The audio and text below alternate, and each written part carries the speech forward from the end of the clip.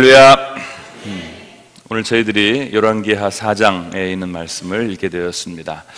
3장 4장에는 엘리사의 여러 기적의 이야기들이 담겨져 있는데요, 특별히 오늘 저희들이 읽은 이 수넴 여인에 관련된 이야기가 저희들의 주목을 끌만한 매우 중요한 말씀이 된다고 생각을 합니다. 이 이야기를 통해서 하나님께서 오늘 여러분들에게 또 새로운 헌신과 또 믿음에 대한 자세, 또 그런 태도를 새롭게 할 수 있는 그런 좋은 계기가 되시기를 바라겠습니다. 이 수넴 여인과 관련된 이야기는 간단히 이렇습니다. 이 수넴이라고 하는 지역에 이름이 알려져 있지는 않았지만 한 지혜롭고 믿음이 좋은 여인이 엘리사를 섬기고, 그리고 정말 성의껏 그 엘리사를 돕다가 하나님의 축복을 받아서 남편이 아주 늙었는데 아들을 이제 선물로 받게 되는 그런 축복의 이야기가 8절부터 20절까지 나오게 됩니다. 21절 이하에는 그런데 이 아들이 갑자기 이제 급사를 이제 하게 되고, 그리고 이 아이를 살리기 위해서 이 여인이 엘리사에게 가서 간절하게 매달려서 결국 엘리사의 도움과 기도로 이 아이가 다시 살아나게 된다라고 하는, 어떻게 보면 아주 간단한 그런 이야기입니다. 그러나 성경을 이렇게 간단하게만 볼 수는 없고요, 그 구절구절에 숨겨진 여러 가지 그 장치들, 또 그런 그 말씀들을 저희들이 읽으면서 오늘 저희들에게 주시는 메시지가 무엇인지 함께 더 깊이 헤아려 볼 수 있게 되기를 바라겠습니다. 먼저 수넴이라고 하는 이 지역을 저희들이 살펴볼 필요가 있어요. 이 수넴이라고 하는 지역은 이사갈 지파의 한 성읍이었는데, 북이스라엘의 그 수도였던 사마리아라고 하는 도시와, 그리고 엘리사라고 하는 그 예언자가 활동했던 이 갈멜산이라고 하는 이 지역 중간쯤에 있었던 그런 성읍이었습니다. 이 시대는 이제 엘리사가 엘리야를 이어서 이제 예언 활동을 하던 시대였는데, 이 갈멜산에서 주로 생활하면서 또 거기에서 기도도 하고 또 제자들을 양육하는 그런 엘리사가 이제 자주 이 이스라엘의 수도였던 사마리아에 가서 예언 활동도 하고 또 여러 가지 공식적인 활동도 하면서 이제 내왕을 하는 한 가운데 있었던 그런 지역이었죠. 거기에 살던 한 여인의 이야기입니다. 이 여인의 이야기를 여러분들이 함께 깊이 있게 좀 보시면서 이 여인이 어떻게 헌신했고, 어떻게 그의 삶에 있었던 많은 어려움들을 그가 극복하면서 믿음을 지키고 그리고 기도의 응답을 받았는지 오늘 말씀을 통해서 더 깊이 헤아려 볼 수 있게 되기를 바라겠습니다. 여러분 먼저 8절 말씀을 같이 한번 읽어보시겠습니까? 8절 말씀 같이 읽도록 하겠습니다. 시작. 하루는 엘리사가 수넴에 이르렀더니 거기에 한 귀한 여인이 그를 간권하여 음식을 먹게 하였으므로 엘리사가 그곳을 지날 때마다 음식을 먹으러 그리로 들어갔더라. 아멘. 여러분, 이 말씀 안에 저희들이 상상할 수 있는 몇 가지의 그 상황들이 생각이 듭니다. 첫째는 이 여인이 매우 귀한 여인이었다라고 되어 있죠. 그러니까 오늘 저희 나라의 표현대로 하면 이제 양갓집의 매우 귀한 부인, 귀분이었다는 사실을 저희들이 알게 되는데요. 이 귀부인이 자기 지역을 지나가는 엘리사가 하나님의 사람인 것을 알고 그에게 간권했다라고 말하고 있습니다. 간권했다는 말은 간절하게 권했다는 말이죠. 아주 간절하게 찾아가서 그 잡아 끌다시피 하면서 그에게 요청했다라고 하는 이제 그런 말씀입니다. 이렇게 간권해서 이 엘리사를 청하게 되었는데, 엘리사의 입장에서는 사실은 매우 필요한 도움이었음에도 불구하고 그런 도움을 받는다는 것이 생각보다 간단한 문제는 아닙니다. 왜냐하면 하나님의 일을 하는 사람들이 사람들의 도움을 받는 것이 그렇게 생각보다 쉽게 여겨지지는 않아요. 잘못하면 하나님의 일을 한다고 해서 사람들에게 도움을 받는다, 뭐 또 물질의 도움을 받는다, 이런 오해를 받는다는 게 사실은 그 대부분의 경우에 심각한 문제가 되기 때문에 그렇습니다. 그래서 아마 처음에는 엘리사가 그것을 좀 사양했던 것 같습니다. 괜찮다.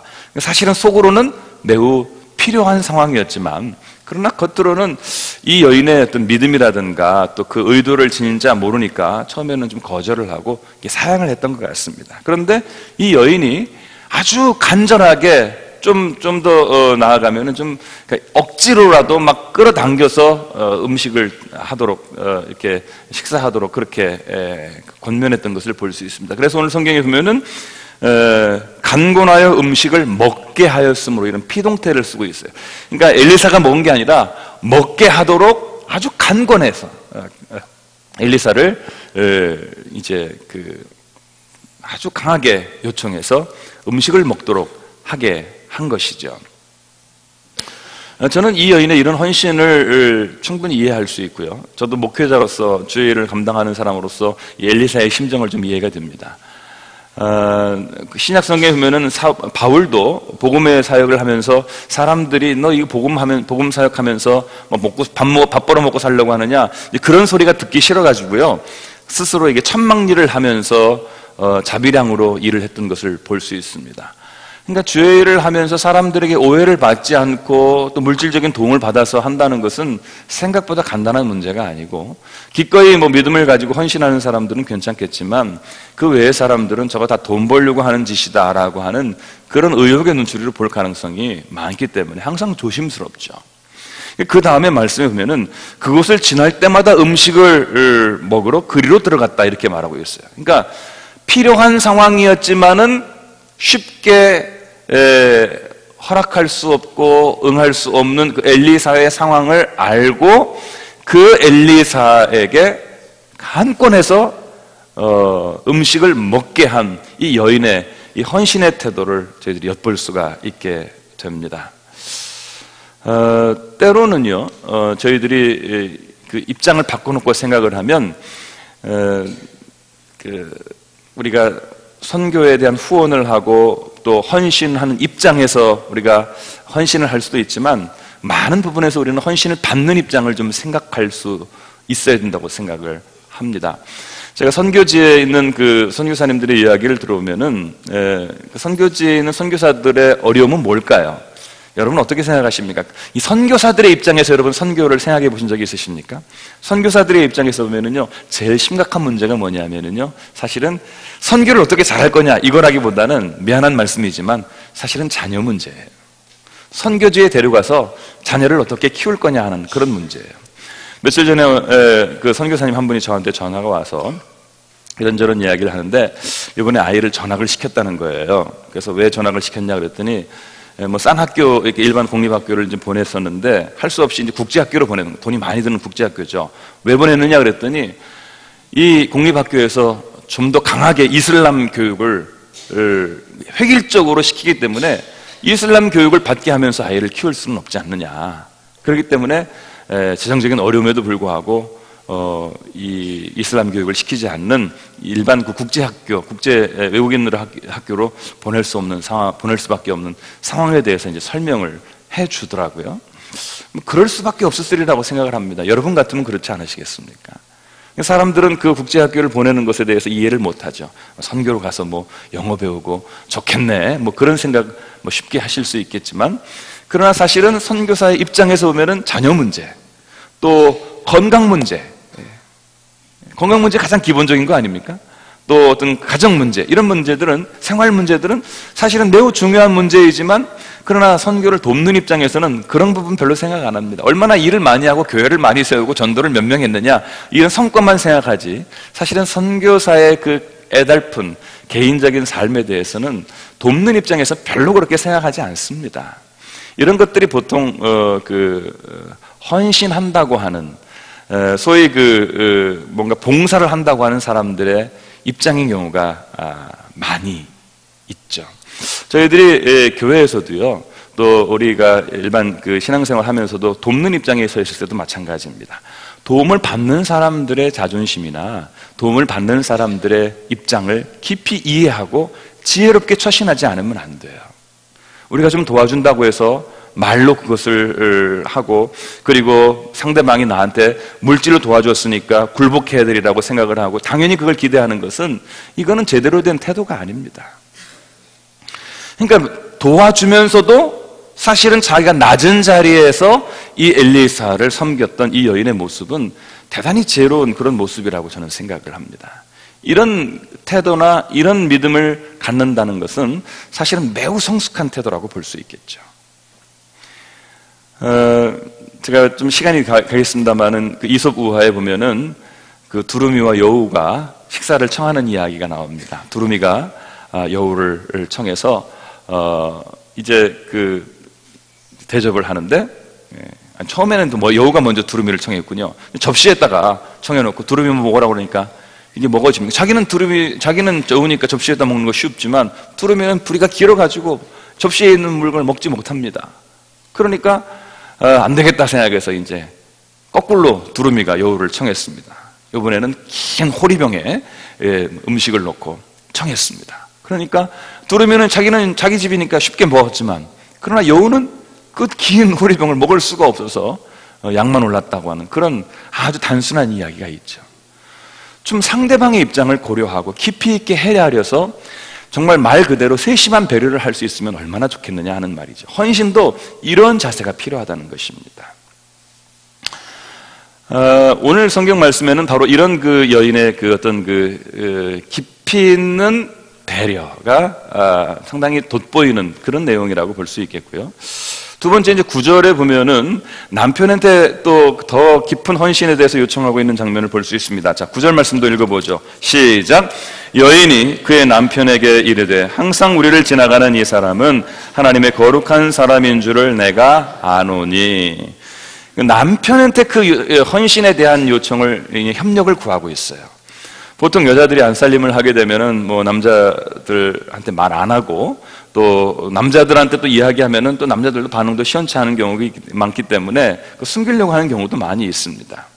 그런데 분명한 것은 이 여인이 남편을 잘 컨트롤할 수 있는 그런 여인이었다 이 말이에요. 그 말은 이 여인이 남편에게 확실한 신뢰와 믿음을 보여준 매우 현숙하고 그리고 신실한 아내의 모습이었다는 사실을 우리가 이 말씀을 통해서 추적해 볼 수가 있겠습니다. 이 여인이 이렇게 그 하나님의 사람인 것을 알고 그를 위해서 잠자리를 준비하는 것, 오해를 살 수도 있는 일이지만 그러나 그것을 남편에게 이야기하면서 요청해서 허락을 받아냅니다. 그 다음에 90절 말씀 계속해서 읽어보죠. 10절입니다. 시작. 청하건대 우리가 그를 위하여 작은 방을 담 위에 만들고 침상과 책상과 의자와 촛대를 두사이다. 그가 우리에게 이르면 거기에 머물리이다 하였더라. 아멘. 여러분, 오늘 이 말씀을 읽으면서 어떤 느낌이 드십니까? 헌신에 저는 세 가지 중요한 측면을 말씀드리고 싶어요. 첫 번째는 자기의 입장에서가 아니라 그 엘리사, 하나님의 사람의 입장에서 그가 정말 무엇이 필요할지를 깊이 헤아려서 배려하는 그런 헌신의 태도를 첫 번째 이야기할 수 있을 것 같고요. 두 번째는 이와 같은 헌신이 한 번으로 그치면 좋겠지만 그러나 한 번으로 그치는 게 아니라 지속되고 있다는 사실입니다. 한 번 이제 좋은 마음이 들어서 식사 대접을 한번 했더니 그 다음에 엘리사가 어떻게 했어요? 지나갈 때마다 그 집에 들어온 거예요. 지나갈 때마다 그 집에 들어와서 먹은 거예요. 여러분, 지나갈 때마다 그 엘리사가 들어올 때에는 내가 헌신하기 좋은 상황도 있겠지만 내가 자다가 일어날 수도 있고요. 내가 몸이 불편할 때도 있고, 그리고 뭐 물질이 부족할 때도 있고, 그리고 내 마음이 시험에 들어가지고 절대로 오늘은 음식 준비해주지 않고 싶을 때도 있는데 전혀 그런 거 상관하지 않고요. 엘리사가 들어올 때마다 섬기는 거예요. 들어올 때마다. 계속해서 매번 엘리사가 살아있는 동안 사역을 하면서 지나갈 때는 언제든지 들어와서 먹을 수 있도록 했다는 말이에요. 여러분, 한 번 일회성으로 몇 번 재미가 있어서 헌신을 하는 것은 가능합니다. 그런데요, 자기가 중심이 되는 게 아니라 상대방이 중심이 되어서 상대방이 필요할 때마다 내가 아무 때든지 예스 하면서 그것에 대해서 기꺼이 순종하면서 헌신하는 것은 정말 어려운 일입니다. 이건 쉬운 헌신이 아니에요. 뿐만 아니라 이 헌신이 가면 갈수록 쉬워지고 그리고 간단해지는 것이 아니라 이 헌신이 더 무거워지고 있다는 사실을 오늘 성경이 보여주고 있습니다. 밥만 제공하면 될 줄 알았는데 식사를 하고 나니까 이제 밤이 어두워졌어요. 근데 가야 되는데 이 밤에 어디를 갑니까? 주무시고 가셔야 되는데 자기 집에 마땅히 모실 만한 그런 공간이 없어요. 그래서 임시로 모셨지만은 서로 불편하기도 하고 어설퍼서 이 여인이 뭐라고 말하냐면은 아예 이 하나님의 사람을 위해서 게스트룸을 지읍시다. 담 위에 이렇게 말하고 있는데, 담 위에라고 하는 말은 지금으로 말하면 이제 옥상 위에 옥탑방을 하나 짓자는 얘기예요. 집 위에 옥탑방을 하나 지어서 거기에 침상을 놓고 의자나 책상을 놓고 거기에 촛불도 놓고 이렇게 해서 언제든지 거기서 마음껏 쉬고 갈 수 있는 그런 게스트룸을 지읍시다. 하나님의 사람을 위해서.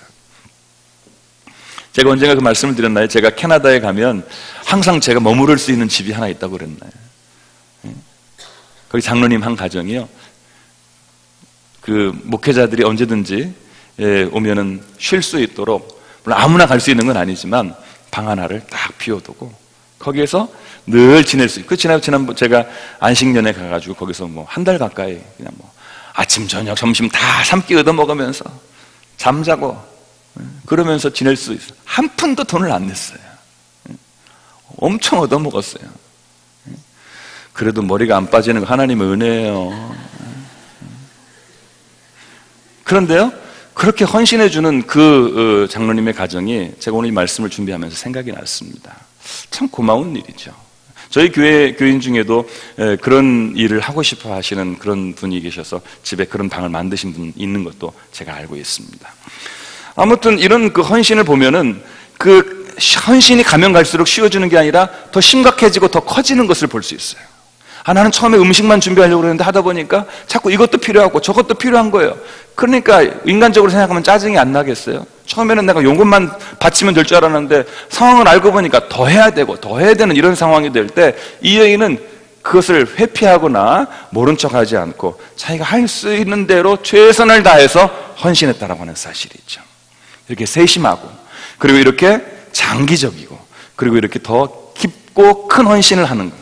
여러분, 이건 정말 생각보다 쉽지 않은 그런 헌신입니다. 그런데 이 여인이요, 이런 헌신을 통해서 엘리사라고 하는 하나님의 사람을 섬겼습니다.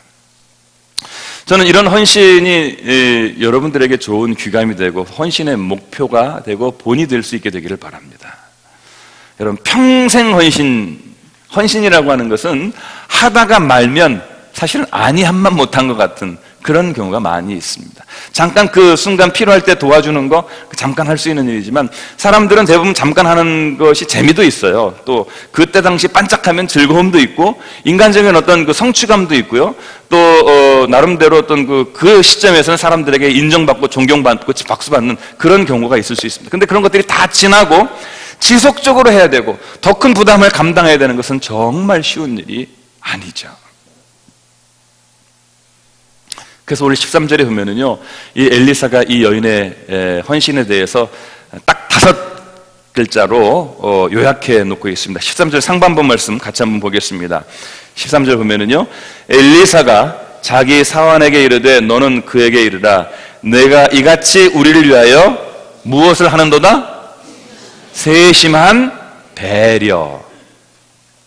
헌신이요, 세심한 배려를 한다. 너는 정말 내가 어쩌면 그렇게 필요하고 원하는 것을 이렇게 깊이 생각하고 먼저 내가 말하지 않았는데도 해줄 수 있느냐? 너무 고맙다는 거예요. 그래서 내가 너한테 뭘 해주랴 하면서 소위 백지수표를 넘겨주면서 뭐든지 원하는 대로 나한테 구하라. 왕한테 구하라면 왕한테 구하고 사령관한테 사면 사령관한테 하고 뭐든지 원하는 대로 구하라. 그랬더니 이 여인이 별 얘기 안 합니다. 이 부분에 대해서는 다음에 좀 보겠습니다만은, 그래서 결국 이 여인이 남편은 나이가 늙었고 아이가 없다는 사실을 알게 되고요, 그 아들을 1년 후에 약속받게 되는 그런 축복을 누리게 되는 것이죠. 저는 그 헌신이 정말 축복을 가능하게 하는 것인가라고 하는데 그 여러 가지 대답을 할 수 있다고 보는데요, 한 가지 분명한 대답은 이겁니다. 정말 이렇게 이 수넴 여인처럼 깊고 세심한 배려를 하는, 그러면서도 꾸준하고도 그리고 정말 지혜롭게 그러면서도 더 깊게 헌신할 줄 아는 사람은요, 반드시 하나님의 축복을 받는다. 여러분, 그 믿으시기 바랍니다. 정말 이렇게 헌신하는 사람은요, 복을 받을 수밖에 없어요. 그냥 헌신하는 모양을 내는 게 아닙니다. 헌신하는 기분을 내는 게 아닙니다. 헌신하는 어떤 그 척을 하는 게 아니에요. 진짜 헌신을 하는 거예요. 내 입장에서가 아니라 상대방의 입장에서 깊이 있게 세심하게 배려하고, 그리고 그 배려를 꾸준하게 하면서 필요하면 더 할 수도 있는 그런 열린 마음으로 제대로 헌신하는 사람은요, 반드시 이 여인이 아들을 받는 것처럼 놀라운 축복을 받게 될 줄로 믿으시기를 바랍니다. 근데 내가 이렇게 헌신하는데 왜 축복이 없을까? 좀 더 세심하게 해보세요. 좀 더 길게 해보세요. 좀 더 깊게 해보실 수 있게 되기를 바라겠습니다. 이런 헌신을 할 수 있는 사람을 만날 수 있다면 하나님의 사람으로는 참 큰 복일 거라고 생각을 합니다. 대부분 자기 본의로 좀 하는 척하고 또 그럼 표시만 내고 기분만 내고 하는데, 제대로 한 헌신, 참 중요하다고 생각을 합니다. 그 다음에 21절부터는 이제 이 아이를 이제 이 여인이 얻었는데, 참 늙음하게 난 아들이니까 얼마나 좋겠어요. 그래서 그 아버지가 너는 내 머리다, 내 머리야, 내 머리야, 이런 식으로 아주 애칭을 부르는 것 같아요. 그래서 애칭이 머리에 머리, 내 머리야, 내 머리야. 너는 내 머리에 면류관 같은 존재다, 이 말이에요. 내 머리에처럼 정수리처럼 그렇게 소중한 존재라고 하는데, 어떤 가장 중요한 인물이라 이 말이죠. 그러면서 이제 아끼고 사랑했는데, 그 아기가 어머니 곁에 앉아 있는데 갑자기 경기를 일으키더니 죽어버리고 말았어요. 숨이 멈춰버리고 말았어요. 어떻게 이런 일이 일어나는지 우리가 잘 알게 모르죠. 분명한 것은 이 아이가 어머니 무릎에서 그냥 기절해서 그대로 죽어버리고 말았다고 하는 그런 이야기, 오늘 성경에 담겨져 있습니다. 이 여인의 행동을 저희들이 좀 살펴볼 필요가 있어요. 어떻게 하느냐면요, 이 여인이 막 당황을 하고 막 애통을 하고 막 혼절을 하고 막 그냥 막 절망을 하고 좌절하고 이랬다는 이야기가 성경에 안 나와 있고요. 너무 침착하게도요, 이 아이를 그 자기 집에 그 하나님의 사람이 있었던 묵는 그 게스트룸에 그 침상에 올려놓는 거예요. 왜 그럽니까? 여기는 하나님의 사람이 잠을 잔 곳이니까 여기다가 모셔놓고 하나님의 도움, 하나님의 손길을 기대하는 것이겠죠. 그리고 문을 닫았다고 그랬어요. 그러니까, 그리고 남편한테 이야기를 안 해요. 그리고 지금 저기 그 사원 하나하고 내가한테 나귀를 좀 빌려달라고, 내가 저 갈멜산에 좀 갔다 와야 되겠다 그러니까 남편이, 아니 지금 뭐 그 초하루도 아니고 안식일도 아닌데 갑자기 왜 가려고 그러느냐 이렇게 물으니까 대답을 안 하고 그냥 평안을 빕니다. 그냥 마음 편하게 있으시고 걱정하지 말고 다녀오겠다, 뭐 이런 이야기예요. 여러분, 이런 이 여인의 태도는요, 쉽게 우리가 이해할 수 있는 태도는 아닙니다. 그렇죠? 아들이 지금 죽었는데 반정신이 나갔는데 남편한테도 그것을 말하지 않고 이런 식의 행동을 취하는 것은 쉽게 이해할 수 없는 그런 일이죠.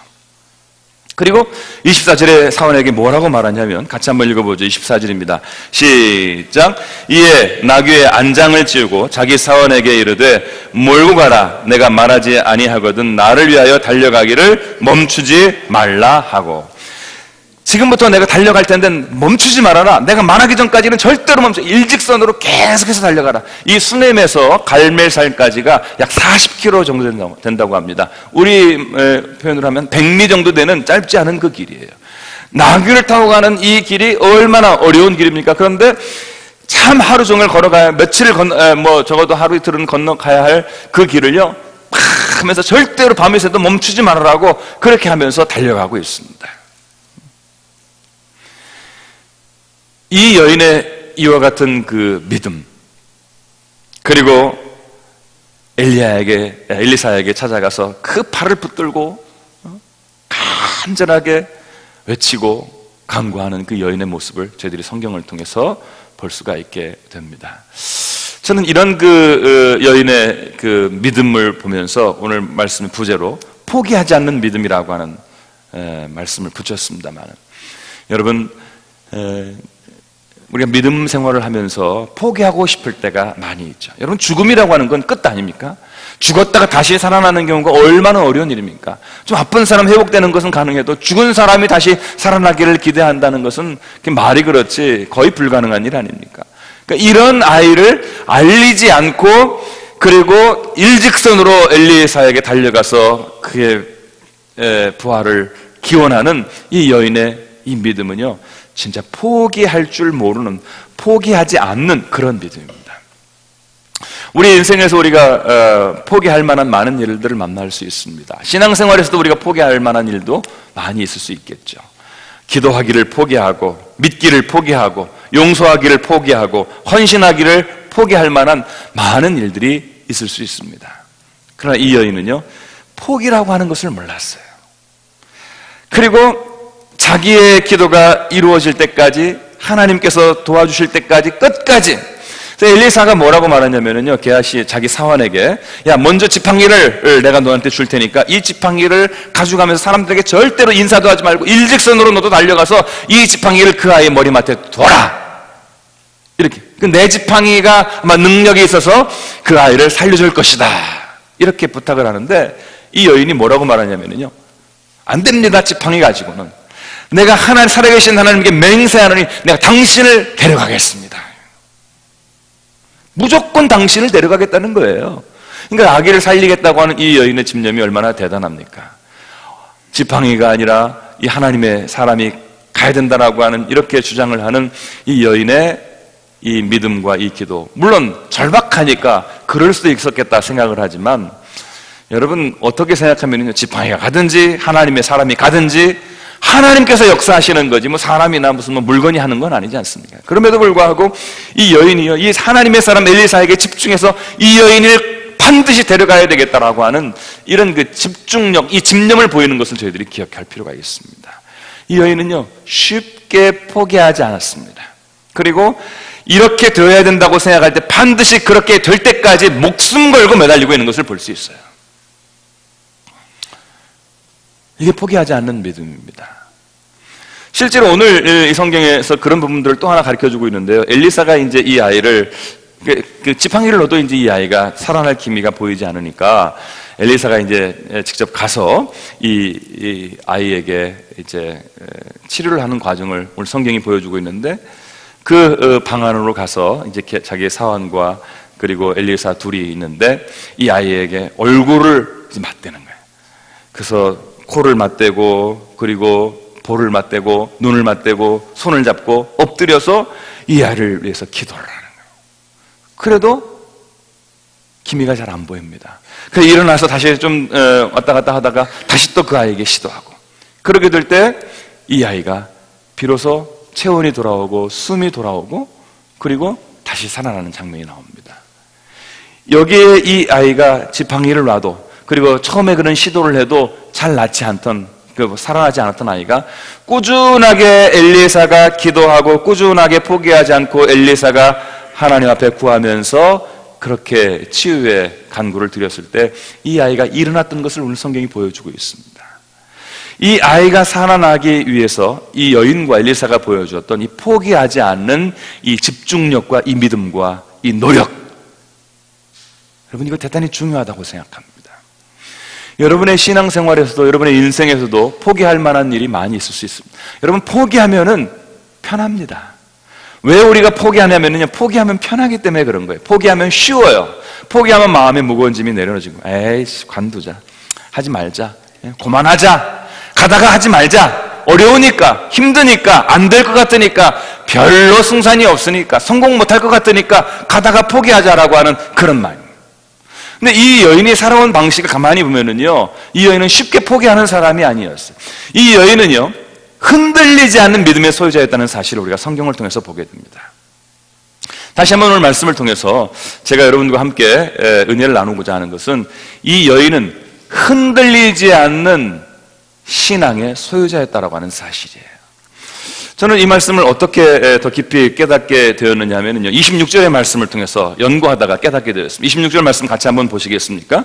이 엘리사가 이 여인에게 어떻게 안부를 묻느냐 하면 이렇게 말하고 있습니다. 26절 같이 읽겠습니다. 시작. 너는 달려가서 그를 맞아 이르기를 너는 평안하냐? 내 남편이 평안하냐? 아이가 평안하냐 하라 하였더니 여인이 대답하되 평안하다 하고. 지금 이런 구체적이고 좀 약간 거추장스러운 질문을 왜 하는 것이며, 또 이 여인은 어찌해서 지금 평안하다고 말하고 있는 것인지 우리가 쉽게 납득하기가 어렵습니다. 저는 이 말씀이 그냥 여기에 담겨 있지는 않을 거라고 보고 좀 더 깊이 있게 연구하고 기도하면서 하나님의 은혜가 여기 있구나라고 하는 사실을 알게 되었어요. 여러분 같이 한번 그것을 나눴으면 좋겠는데요. 먼저 이 엘리사가 뭐라고 질문하면 너는 편안하냐 이렇게 말하고 있습니다. 여러분 평안이라고 하는 거 우리가 보통 샬롬이라고 말하지만 샬롬 평안이라고 하는 것은 저는 다른 표현으로 한다면 흔들리지 않는 마음, 흔들리지 않는 삶이 평안이라고 생각합니다. 따라해 보시겠습니까? 평안이란 흔들리지 않는 마음, 흔들리지 않는 믿음이다. 세상이 요동하고 삶이 요동하고 온갖 여러 가지 환경들이 요동하지만 내 마음이 흔들리지 않으면 나는 평안한 것입니다. 아멘입니까? 정말 중요한 것은 내 마음이 평안하냐, 내 믿음이 흔들리지 않느냐, 이것이 중요한 것이죠. 여러분 이 여인의 헌신을 여러분 생각해 보십시다. 여러분 내가 헌신을 하고자 할 때, 상대방을 돕는 역할을 감당하고자 할 때 그 상대방이 내 마음에 항상 마음에 차는 건 아니에요. 내 마음에 항상 그 사람이 드는 거 아니에요. 빈정상할 때가 참 많이 있어요. 그러니까 헌신을 하고 싶어도 헌신할 만한 대상을 발견한다는 게 생각보다 어려운 일입니다. 왜? 마음을 헌신을 하면서도 마음이 상하고 그리고 별로 마음이 기쁘지 않은 경우도 많이 있기 때문에 그렇습니다. 그것도 내가 좋을 때만 하는 게 아니라 꾸준히 항상 상대방이 원할 때 내가 헌신해야 되는 거, 조금 하는 게 아니라 계속해서 더 많이 해야 된다고 하는 거, 이런 상황들이요 평안하게 그 사람을 내버려 둘 수가 없습니다.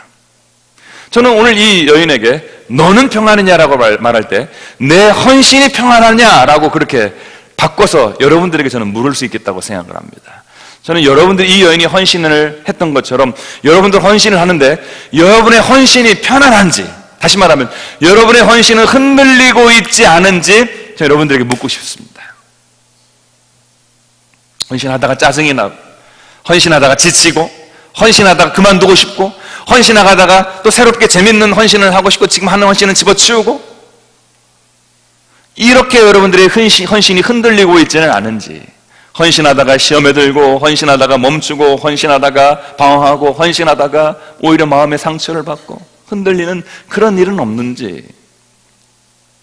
얘는 뭐라고 말하냐면 나는 평안하냐? 평안하다 이렇게 말하고 있어요. 그 다음 27절에 보면은요 이 여인의 영혼이 괴롭다고 그렇게 표현되고 있는데 괴롭지만 평안하다 이렇게 말하고 있어요. 괴롭지만 평안한 거예요. 괴롭지만 평안한 거예요. 이거 참 어려운 일이죠. 이거 참 어려운 일입니다. 그러나 여러분 괴로울 수는 있어도 여러분 평안하시기를 주 이름으로 축원합니다. 여러분 힘드실 수는 있지만 흔들리지는 마시기를 주 이름으로 축원합니다. 정말로 여러분들이 어려움을 갖고 땀을 흘리면서 애를 쓸 수는 있지만 여러분이 그 일 때문에 넘어지지는 않으시기를 주 이름으로 축원합니다. 이 여인이 그 헌신을 평안하게 흔들리지 않고 잘 지켰어요. 참 중요했던 헌신입니다. 두 번째로 내 남편이 평안하냐 이렇게 묻고 있어요. 이 여인에게 남편은 어떤 의미입니까? 남편은 자기의 삶을 지켜주는 자기의 생활이죠. 남편이 괜찮다는 것은 자기의 생활이 괜찮다는 것이고 자기의 가정이 괜찮다는 것이고 자기의 울타리가 괜찮다는 것을 의미하는 것입니다. 근데 이 말씀과 연관해서 살펴보면은요, 이런 일이 있었습니다. 아까 13절 후반절에 보면은 그 엘리사가 이 여인에게 뭐라고 이야기했냐면 네가 원하는 걸 나한테 한번 얘기해봐라. 왕이나 사령관의 도움이 필요하다면 내가 너를 도와주겠다 이렇게 말하고 있어요. 그 엘리사가 아주 유명하고 능력 있는 제사장이니까, 그 예언자니까 이 사마리아 수도에 훌륭한 이 정치 권력자들을 다 알고 있어요. 자기가 한마디 하면은 다 도와줄 수 있는 그런 민원을 해결할 수 있는 능력이 있어요. 그러니까 네가 필요한 거예요. 뭐 이 여인이 필요한 게 뭐가 있겠어요? 왕에게 뭐 사령관에 갈 일이 뭐, 네 남편에게 무슨 일이 있으면 나한테 얘기해. 내가 그거 도와주겠다 이 말이에요. 근데 이 여인이 뭐라고 말하냐면은 저는 이 성읍에 사는 백성 중에 하나일 뿐입니다. 이 말은 하고 있는데요. 지금도 괜찮습니다. 뭐 이런 얘기처럼 들립니다. 근데 가만히 생각해 보면은 여러분, 여러분 같으면 여러분 주변에 왕의 도움을 받을 일이 있고 사령관의 도움을 받을 일이 있고 정말 대법원장이나 판사나 혹은 어떤 대단한 권력이 있는 사람의 도움을 받을 수 있는 기회가 있다면 그것을 내칠 만한 그런 여유 있고 아무 문제 없는 삶을 사는 사람은 거의 없습니다. 대부분 삶을 살면서 문제가 있습니다. 어려움이 있습니다. 누구 힘 있는 사람이 해결해 줬으면 좋을 것 같은 그런 여러 가지 아쉬운 민원들이 있죠. 하다못해 내 자식을 어디 좋은 데로 좀 데려가고 하고 취직도 시켜주고 자리도 옮겨주고 내 남편도 좀 어떻게 그렇게 좀 복을 받게 해주고 좋은 일자리 좀 좋은 거래처를 안 날게 해주고 뭐 할 수 있는 좋은 일들을 만들어주고 뭐 문제를 해결해주고 뭐 땅 문제 이거 해결해 줄 수 있는 좋은 어떤 그 인맥 이거 다 찾아보고 싶다고 그렇게 그것을 구하고 그것을 원하는 그런 인생을 사는 우리 인생의 본질입니다. 근데 이 여인은요 그 원하지 않았어요. 왕이나 사령관의 도움을 전혀 원하지 않았어요. 문제가 없었던 것은 아니었겠지만 그러나 이 여인은요 지금 내게 주신 하나님의 은혜로 말미암아 나는 충분히 감사하고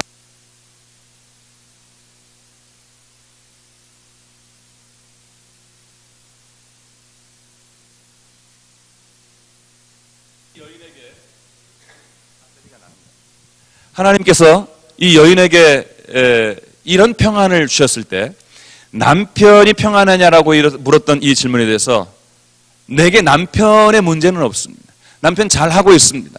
문제가 없는 것은 아니지만 이 문제 지금도 잘 해결하고 극복해 나가고 있습니다. 걱정하지 마십시오. 이 문제죠. 한 가지 마지막으로 그럼 아이는 평안하냐라고 물었습니다. 아이가 평안할 리가 있습니까? 이 아이가 지금 죽어가고 있지 않습니까? 아니 죽은 거 아닙니까? 그럼 절대로 평안할 리가 없죠. 그런데도 이 여인은 평안하다 말하고 있습니다. 이게 무슨 얘기입니까? 죽었지만 다시 살아날 줄로 믿고 평안하다는 말이죠. 죽었지만 그러나 하나님께서 함께 해주시고 도우시면 이건 별 문제가 아닙니다라고 하는 평안을 갖는 거예요. 성경에 아무것도 염려하지 말고 너희 구할 것을 감사함으로 하나님께 아뢰라고 말하고 있습니다. 염려가 있을 때 염려하지 않고 오히려 감사하면서 기도하고 구하라고 하시는 그 말씀을 생각해보면 이 여인이 아이는 죽었지만 그러나 하나님이 도우실 것을 믿는다면 평안할 수 있다라고 하는 그런 말이죠. 의례적으로 한 말이라고 할 수도 있겠지만 이 말씀이 구태여 이렇게 자세하고도 장황하게 기록이 되어 있는 이유는 바로 이 여인의 믿음. 어떤 어려움이 오든 환란이 오든 시험이 오든 간에 그것에 얽매여서 흔들리고 엎어졌다 뒤집었다 방황하고 그리고 앉았다 일어났다 누웠다 힘들어하는 그런 인생이 아니라 인생 전체를 두고 흔들리지 않는 굳센 믿음을 가지고 꾸준하고도 성실하게 자기의 믿음을 지키는 거예요. 오늘 남편에게 이야기한 것처럼 한 달에 첫날 월삭을 지키고 안식일 때마다 가서 하나님을 예배하고 하나님의 사람에게 가서 말씀을 듣고 예배하고 또 그 은혜를 받고 그러면서 자기에게 주어진 헌신과 섬김의 삶을 꾸준하게 감당하고 자기 남편에게 많은 일들이 있었지만 그러나 세상의 어떤 방식이나 세상의 편법이나 세상의 반칙으로 살아가려고 하는 것이 아니라 지금 이 상황 이대로 하나님 나를 두셔도 나는 전혀 나는 너무 감사하고 난 너무 은혜 많이 받은 사람이고 나는 너무 축복받은 사람이라고 전혀 나를 걱정하지 말라고. 그러나 이 아들 이 문제도 내가 엘리사에게 가서 간절하게 구하면 하나님이 도와주실 줄로 믿고 나는 이 모든 것에 평안을 가지고 있다고 하는 그런 말씀. 저는 이 여인을 보면서 교회에서 신앙생활하고 일생 동안 하나님을 잘 섬기면서 살아가는 교회의 귀한 여인들, 믿음의 어르신들을 저는 생각을 하게 됩니다. 꾸준하게 잠깐 동안 했다가 말았다가 했다 말았다 잠깐 동안 좋았다가 싫었다가 좋았다 싫었다 엎었다 뒤집었다 하는 그런 믿음의 길을 정신없이 걸어가는 게 아니라 일단 한번 시작하면 꾸준하게 하고 깊이 있게 헌신하고 그리고 더 하게 생겼으면 더 해야 되고 그걸 기꺼이 받아들이고 자기의 삶에 아쉬운 것도 있고 부족한 것도 있고 그것 때문에 힘든 것도 있지만, 그러나 다른 어떤 세상의 도움이 아니라 하나님의 도우심을 받으면서 자신 있게 자신의 인생을 살아가면서 아이가 죽은 것 같은 그런 절박한 위기 가운데서도 하나님이 하실 것이다, 여유 있고 담대한 믿음을 가지고 오히려 남편에게 평안을 빌면서 포기하지 않고 간절하고 꾸준하게 하나님 앞에 나아가 기도하면서 헌신했던 이와 같은 헌신의 그런 모습.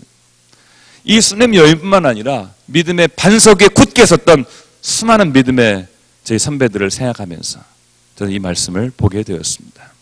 사랑하는 여러분, 오늘 이 말씀이 우리 사랑하는 여러 교우들의 헌신과 여러분의 생활과 그리고 여러분들의 믿음에 좋은 본이 될 수 있게 되기를 바랍니다.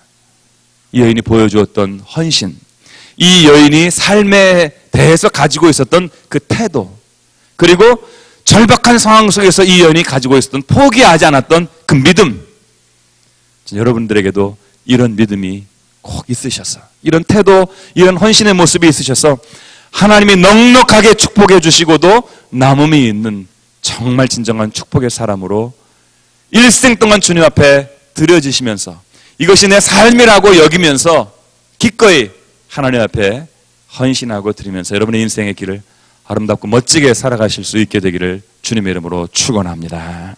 기도하겠습니다. 할렐루야. 사랑이 많으신 아버지 하나님, 감사합니다. 오늘 주께서 저희들에게 주신 말씀을 기억하면서 저희들이 말씀에 큰 은혜와 도전을 받을 수 있게 하여 주옵소서.